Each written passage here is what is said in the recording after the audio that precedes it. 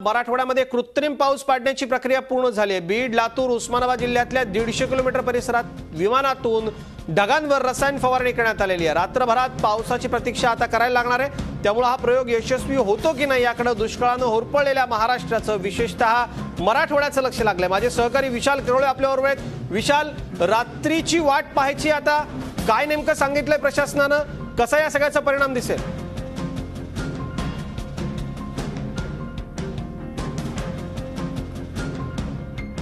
जसा पाऊस पडायला सुरुवात होतो त्यानुसार बीड आणि उस्मानाबादच्या काही भागांमध्ये पावसाला सुरुवात झाली आहे। नगरच्या काही भागामध्ये सुद्धा पावसाला सुरुवात झाली आहे। सध्या हा पाऊस अगदी हलक्या स्वरूपाचा आहे, मात्र रात्रीतून या पावसाला गती येऊ शकते आणि नक्की किती पाऊस पडला हे आपल्याला सकाळीच सांगता येईल। तर पावसाला सुरुवात झाली आहे, काही अंशी प्रयोग यशस्वी झालाय असं म्हणता येईल। विशाल, आपण महसूल मंत्री एकनाथ खडसे काय म्हणाले ते ऐकूया। धन्यवाद आपल्या माहिती करता।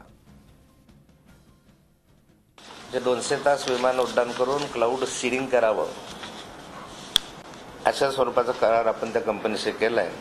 त्या कंपनीने स्वतःहून आपल्याला एक सांगितलेलं आहे की त्यांचंही प्रायोगिक अवस्थेत आहे, शासनही प्रयोग अवस्थेत करत आहे, म्हणून या 200 तासापैकी 100 तास ते विना मोबदला काम करायला तयार आहे आणि 100 तासाचा पैसा ते त्यांना द्यायचा आहे।